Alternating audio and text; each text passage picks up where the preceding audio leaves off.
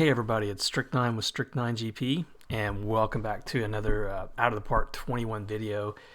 This is probably going to be my last first look intro type video before I start a playthrough. I've made my mind on the team I'm going to do. I'll talk about that in this episode. But I did a test season, and I wanted to share with you kind of my results of that test season. Just some things that I observed with the game as I went through this first full season. I picked my favorite team, the Philadelphia Phillies, and I wouldn't say that I paid a lot of attention to it, but I didn't just punt it. I went through, tried to make some roster moves when I could, and tried to stay on top of the team as much as I could. But the result, if you can see it here, was horrendous. I'll take a look at it from the standings page. So we finished just barely above Miami, and only really because Miami tanked towards the end. We were in last place most of the season. I should probably be embarrassed to show this, but I'm just going to put it out there. Like I say, it was, maybe I didn't pay as much attention to it as I do on some of my other playthroughs, but it was tough. And, as your typical season for injuries, I mean, we did have some, especially late in the game, we had some pretty big injuries to deal with. But more than anything, I could not get this team to play well. And just I guess maybe a public service announcement. If there are any people, if there's any fans of the game out there, anybody playing Out of the Park Baseball 21, and you're planning on going with the Phillies, hopefully your results will be better than mine. But it was a challenge, and I think a lot of it had to do with a few things. But I'm just gonna give you my my tips. Strategy tips, if you want to call it, if you're going to go in with a Phillies playthrough right off the bat. First thing is, personnel is pretty horrific as well. Just going to throw it out there. I mean, I've always, if you've watched my playthroughs in the past, I've always paid attention to the staff that I put together, especially at the major league level, and even at the minor league level. I always try to get managers and coaches in key levels that are good at developing, so that I have a pretty fast pipeline. I like usually low A, high A, double A. That's where I think you see the biggest jumps when it comes to your best minor league players. So I always put good staff there. But on this major league team, there was really, outside of the trainer, scouting director, he was okay when it came to scouting. He wasn't that bad, but the coaches were terrible.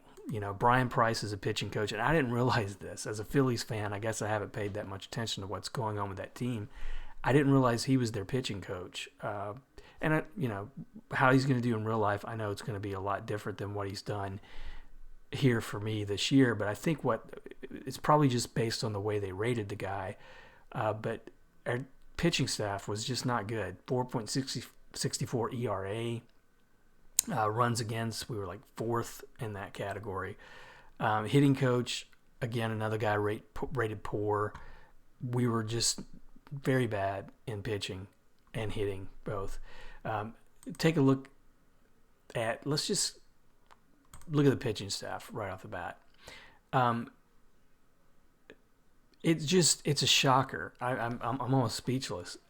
Outside of Vince Velasquez, and if you're a Philly fan, you're probably saying, Vince Velasquez? But outside of Vince Velasquez, I couldn't name you one pitcher on here that had even a subpar year. Except with one exception, I'll show you that in a minute. But high ERAs all up and down the line. Whip. I mean, here's a guy with granted, he David Robertson, when he finally got healthy, man, 2 2/3 innings, 7 walks, and a whip of 3.38. Wins above replacement again, Velasquez was the only guy above 3.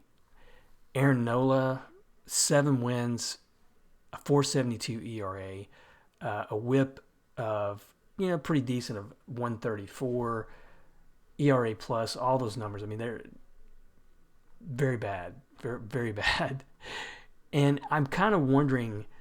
One of the things that I was really looking forward to when I started this playthrough, and really with this version, I may have mentioned that last time too. One of the things I really like, even though it's probably a small thing, I like that they always update the new versions of Out of the Park Baseball with whatever rule changes the Major League Baseball's made over the offseason. And so, if you've been following along, one of the new rule changes this year is a pitcher has to either face 3 batters or he has to end the inning.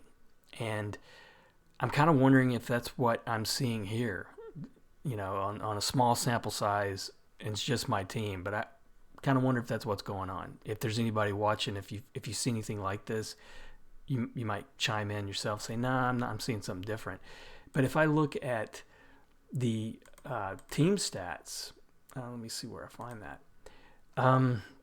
For the National League, just looking at the National League pitching, 370 was the leading earned run average, 377, and then you had several guys here like us, in high 4s. Looks like we're seeing a lot of runs from teams. Colorado, of course, maybe you can explain that based on where they are, but their pitching was really hammered this year. We're seeing some home run totals that are when you consider what's been going on in baseball in the last few years, that's not out of the realm of possibility. Although I think in the American League, the Yankees had like 330 something in this playthrough. I'm not sure where the shutouts are ranking, but I don't know. I was just really disappointed in the pitching that I saw from us this year, and I'm scratching my head trying to figure out what could cause that, because it was a total breakdown of everybody on the staff except for Velasquez. I mean, the closer who got injured late in the year, I mean, his ERA was over 7 for first half of the season. He struggled. Jake Arrieta, ERA above 5, WHIP 1.43, high walk totals. For the most part, maybe that's not too bad, but I'm just a little bit surprised at what I saw from this team. And looking at the injured list, I didn't even mention him, but Zach Wheeler, who was the big free agent signing for the Phillies over in the offseason, pitching-wise, until he started getting a little bit better in the last half of the season, he was, oh my gosh, he was really bad for most of the season. He also finished above 3 wins above replacement. But if you look at his splits, May ERA above 6, April above 6, June above 5.5. He finally got it together in the second half of the season, and that's the only. If he hadn't, I mean, his numbers would have been really bad, worse than Nola's. And then Neris, who is my closer, again, same deal. He finished with an ERA of 5.18, which you wouldn't really want to see that from your closer. A WHIP of 156, BABIP of 368. That seems really scary to me as well. And looking at his splits, he was 7.36 ERA in April, 11.74 in May. I just couldn't believe the start this pitching staff got off to. Adam Morgan was another one, just 2.5 star pitcher, lefty. He finished with a 6.04 ERA, a 180 WHIP. And he's a lefty.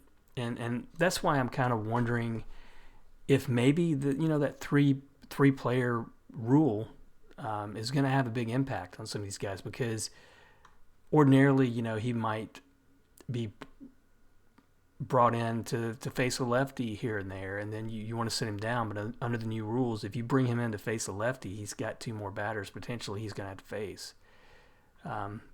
So it might be a challenge to handle the bullpen if you're not really managing it game out every game yourself. So that's the last thing I'll say about that. But I will point out this. A bright spot, though, until he got injured. Spencer Howard was a starting pitcher who is probably coming into the season with the way the Phillies are rated here and out of the Park 21, my best prospect. And he was at AAA. After those pitching woes at the start of the year, I said, what the hell, I'll just bring him in. And he was really a bright spot. He finished with a wins above replacement of 3 as well. So maybe it wasn't as doom and gloom as I started it out with, but 16 starts, a 2.39 ERA, good WHIP numbers, good K numbers. I'm hoping that he bounces back from this injury. He's got some really good looking individual ratings on his pitches. And just from what I'm seeing from some of the guys on the forum, that may be one of those things that's going to play a big part in how dominant the pitcher is. So if he gets some more development under his belt, he could be, number 2 starter, number 3 starter on this team. He's already a 3-star overall rated by OSA. My scout's got him just a tick below that. But then on the lineup side, go to the batting stats. It's hard for me to find any bright spots here. And we got off to such a bad start. I went into rebuild mode. I'm not going to lie. I traded away. I picked up Tommy Edman, who's a pretty gutsy player for St. Louis. I like this guy as a utility player. I think he's a good utility player. Great speed, good batting, can play multiple positions well. Infield and outfield. But Didi Gregorius, I traded him away. He was going to be a free agent after the end of the season. I didn't feel like I could re-sign him with the calamity that this year was, so I let him go. And I know some of you guys may be saying, what? That doesn't sound like a good move, but I'll live with it. I don't think Edmund will be any kind of long-term possibility for this team, but it's freeing up the money that I would have to give Gregorius to keep him. And then Bobby Dalbec, who was just absolutely random. But Gene Segura just got really angry at the start that we had and demanded to be traded. His morale started tanking. And he's a guy who 2 more seasons, 3 more seasons, I guess. No, 2 more seasons at $14.25 million with a team option for 17. I made the trade. I felt like we're gonna have to rebuild with this team. The only really big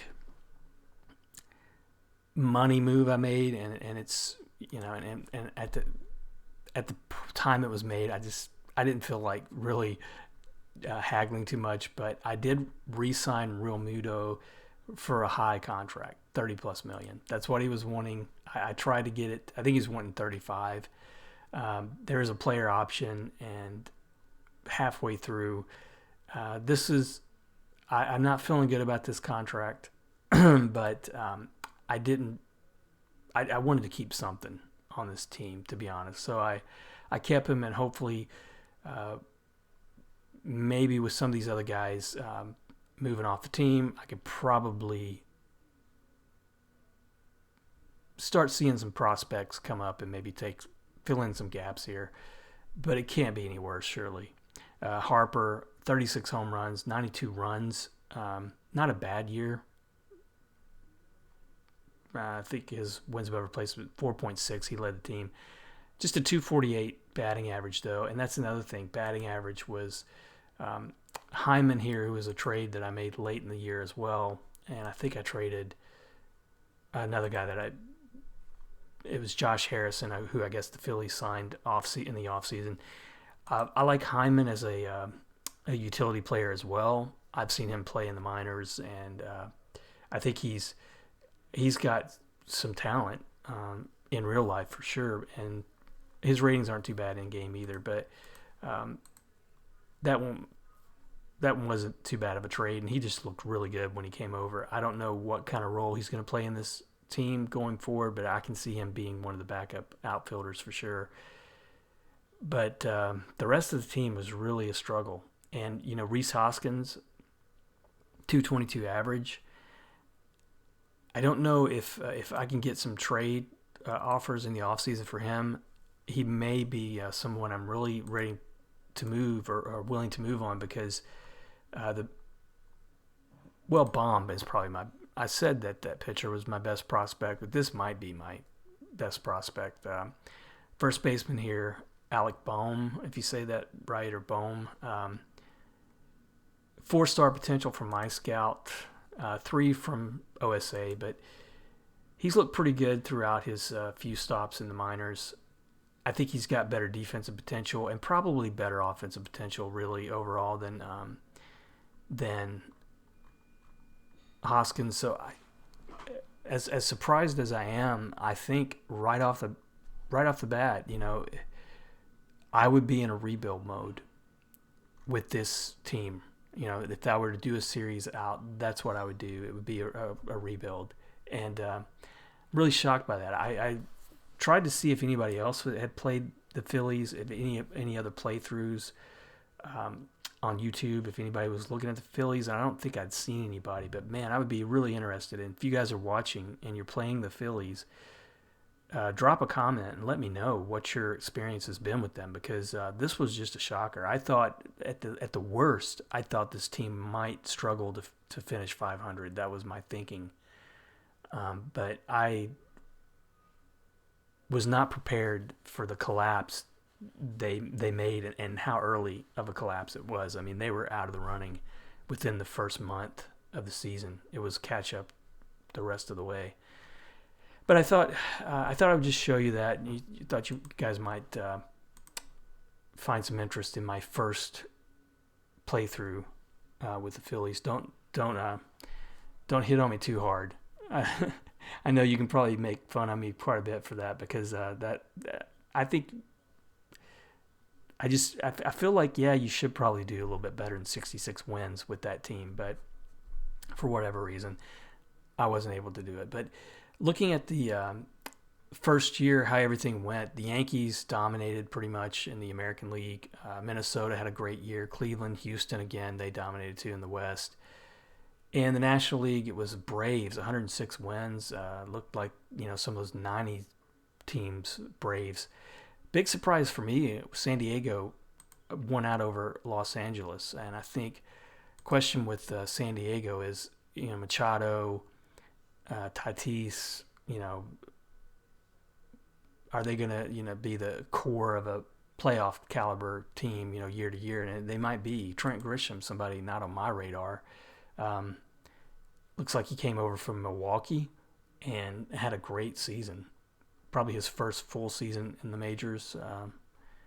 Looks like he had a great year. Hosmer, not so much, but they look really, really balanced offensively for the most part. Zach Davies, Lamet, Paddock, pretty good year. Just he didn't get the win totals, but good year for him as well. So they had a good season. And some of the individual leaders, I mean, you got Bregman, Altuve, Torres, Sano, and Torres, again, Stanton, all with 50-plus home runs. I think Torres is a surprise for me. I don't know if I've thought of him as that kind of a power hitter. Maybe I just haven't seen him play enough. Let's see. Wins, McCullers of Houston, Tanaka, Loaiska, I don't know how you say that. 17 wins for him. In strikeouts, 250, Garrett Cole led the way there. Looks like he picked up 15 wins. Had a good year. His ERA not as great. Pitcher wins above replacement, Shane Bieber, who's really rated solid in this version of the game. Had a good year. National League, Eaton, big surprise, led the league in batting, 357. Never seen that kind of hitting from him. I don't know if that's an anomaly. I mean, he's hit decent throughout his career, but not that high. Bellinger led in RBIs, 40 home runs, no 50 home runs in the National League. Wins, Syndergaard, DeGrom, Scherzer. Scherzer had a good year. Robbie Ray led the league in strikeouts. DeGrom and Scherzer behind him. Scherzer, 16 wins though, and Jacob DeGrom might be winning his third Cy Young in a row with those numbers, leading in wins above replacement, BABIP, WHIP, very low WHIP total, 0.85. And then individually, let's see if there's some disappointing teams. Cincinnati finished at 500. I thought they would be a team that would compete a little bit better. The Mets didn't make the playoffs, just a game behind Washington. But pretty interesting season. I don't know if I could duplicate it if I did it start to finish again with the same setup, but some interesting results there. And it brings me to the last part of the video, what I decided on. Partly it's based on the results I'm seeing here, but I had some thinking going into it as well. I think I even maybe mentioned it in my last playthrough, or my last video. I'd like to do something different this year from my first playthrough anyway, and maybe take on a team with the challenge of maybe big contracts with a big payroll. And the team that I've decided on is the Chicago Cubs. They had a pretty decent year. They've still got a great team. But one of the things that I'm looking at when I look at their front office, they're tapped out for money. They've got some salary issues to deal with after this 2020 season for sure. That'll help out. I mean, Rizzo with a team option, Lester with the team option. Even though Rizzo was a pretty decent offensive player for him in 2020 in this playthrough, I think you could probably let those two go and still ride out some of these other big contracts and build something. And that's what I'm going to try to do. They don't really have, just from what I'm seeing here, they don't really have a great farm system. They have a few guys like Horner, I noticed was pretty good, but he's a second baseman. I mean, what would you do with Baez at that point if you brought him up? I guess you put Baez at shortstop, right? That would be something to look at. I don't know if this is something that he did in game like 2020. I don't know if that's... but he looked good here. Look at what he did at Iowa. 352 average. Not even a full season. Four plus wins above replacement. And I guess they have some run-of-the-mill pitching I'm seeing. They have a good catcher down there in Double-A. But it's not, it's not a stacked system. So I think they would be a challenge right now. I think for me taking them on, I might be lucky to get 83 wins out of that first 2020 season. And then I could see maybe going 2 or 3 seasons struggling before building something back up. But my goal would be to try to keep us competitive and put my own spin on this team, maybe move some of the guys out of here that have been on this Cubs team for a while, at least the last few years, and build my own Cubs version of a playoff team and get to the World Series and win it again. That would be my goal. But I'll probably start that later this week. That'll be my first real playthrough in this 2020 version. Let me know what you think about it. Let me know if you've got any tips of your own. If you've been playing the Cubs or if you're a Cubs fan, you can let me know in the comments, and I'd like to hear what you have to say. This team, I think, will definitely be a real challenge. And a few other things, if you're looking for teams, if you're not necessarily wanting to play your favorite team, you're looking for a new team to start out with this 2020 version of the game, or 21 version of the game. I think San Diego would be interesting. I think, maybe take them on and see if you can do what happened here this year. Win the division, and they won it with a pretty good record, 96 wins. I was not surprised or not expecting that. I would think this team probably would have, and it looks like they won a extra game there at the end because they went into the end of the season tied with the Dodgers. But good season for them. And I mentioned them too. I know one of the Out of the Park guys is, I guess he's either affiliated or works for Out of the Park Developments. He's doing a playthrough of the Chicago White Sox. I really think this team has some upside with Moncada, Jimenez, Abreu still around there. Maybe he's got 2 or 3 seasons left in him. I think they would be a good team to pick too. I think you could probably get a quick turnaround on building them. I think they're almost ready to compete right now. I've seen some guys on YouTube's choosing the Red Sox. They would probably be a good challenge at this point, probably similar to the Cubs. I just like the National League better overall, and I just think the Cubs would be an interesting choice. I don't think I've ever played the Cubs in any version that I've played of Out of the Park Baseball. So that's my choice. I'll probably start that up in a couple days or so or later in the week and start posting those. I look forward to getting up there and look forward to your comments and your likes. And hopefully you'll like this series and stay with me throughout, I guess, until I at least get a World Series winner out of them. But as always, thanks for watching. I appreciate the support on the channel, and I will see you next episode.